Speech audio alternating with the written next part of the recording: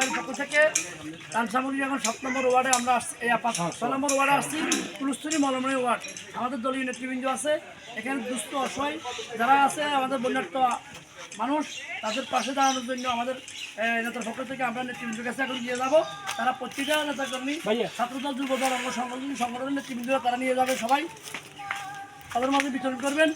আমরা আশা করি আমাদের এখানেও যে দেশ বিদেশে যারা আছেন বিভিন্ন বিত্তবান, আপনারা আপনাদের আর্থিক সহযোগিতা এই পর্যন্ত যারা করেছেন, বাকিটা বন্যার শেষ না হওয়া পর্যন্ত আপনাদের সাহায্য অব্যাহত থাকবে।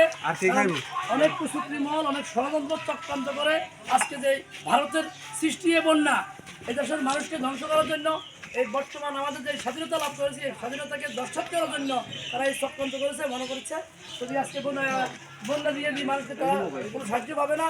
এবং আমাদের যারা সচেতন ছিল আজকে কোটি কোটি টাকা বানাইছে এবং বন্যার্থ তো বাঁচাচ্ছে, তারা নাই মাঠে নাই। ইনশাল্লাহ এই দেশ বিদেশে এই এলাকার মানুষ, প্রত্যেকটা এলাকার ছাত্রীর উপজেলার নয়, সারা বাংলাদেশের বন্যা পীড়িত যারা আছে প্রত্যেকের পাশে আজকে জনগণ রয়েছে, যে যা পাচ্ছে তাদের সাধ্য মতো ইনশাল্লাহ কাজ করে তাদেরকে সহযোগিতা করছে। এই সাহায্য অব্যাহত থাকবে। আপনারা যারা এখানে আছেন আপনারা মিলিমিশি থাকবেন, আপনারা ঐক্যবদ্ধ থাকবেন, সবাই ভাতৃত্ববোধ রাখবেন।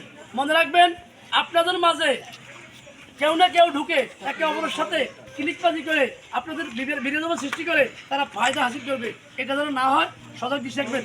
আপনার ভাইকে কেউ যদি অপমান করে, আপনাকে কিছু না বলে, একদিন আপনাকে বলবো, তখন সে কথা বলবে না। কথা বলতে হবে, প্রতিবাদ করতে হবে, ঐক্যবদ্ধ থাকতে হবে। এই ব্যাপারে কোনো ছাড় নাই। ইনশাল্লাহ আপনারা 17 বছর 18 বছর অনেকে হামলা মামলা নির্যাতনের শিকার ছিলেন, আজকে আপনারা স্বাধীন হয়েছেন, আমরা আজকে কথা বলতে পারতেছি, এটাই আমাদের বড় ভাবনা। এর চেয়ে বড় ভাবনা আমাদের কিছু হইতে পারে না। আমরা এখন শান্তিমতো ঘুমাইতে পারতেছি, তাই এই শান্তিটা যেন বিনষ্ট করতে না পারে, কুচক্রী মহল বিভিন্নভাবে সংগঠিত হইতে না পারে, সেটাই খেয়াল রাখবেন। ধন্যবাদ সবাই।